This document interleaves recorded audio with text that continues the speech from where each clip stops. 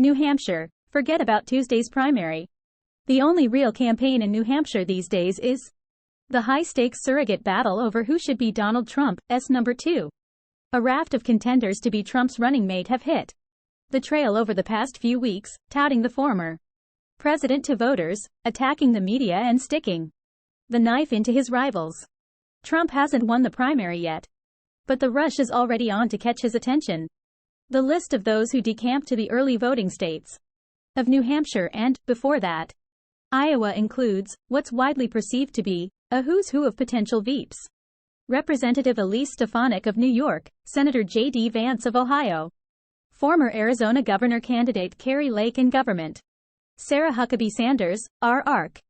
South Dakota government, Kristi Noem and former Housing and Urban Development Secretary Ben Carson have also made trips to early primary states to stump for Trump. And then there are Trump's 2024 rivals turned top surrogates.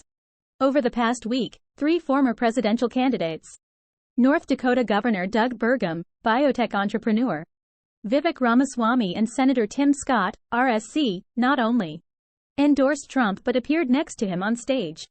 There are a lot of good people out there, Vance told reporters in New Hampshire, complimenting Stefanik, Scott and Noem. Trump has peppered confidants with questions about possible candidates. And he has teased that he already knows who his vice president is going to be, a claim that was met with some skepticism among those close to him who say no formal vetting process has begun. The contenders face the challenge of promoting themselves without being obvious about it. The former president, Trump allies note, dislikes it when people are overly forceful in drawing attention to themselves. But with so many of them now hitting the trail, the process has morphed into a public showcase and trial by fire, with the contenders looking to prove their fealty to Trump, something he prizes above all else, without overdoing it. The Trump campaign declined to comment. The stakes for his choice are particularly high. Whoever Trump selects is likely to be seen as the former president's successor-in-waiting. Many of those being mentioned for the vice presidential slot are also seen as prospective 2028 candidates. For the vice presidential contenders, the appearances double as a chance to get in front of Iowa and New Hampshire voters, who will play a critical role in determining the party's next nominee.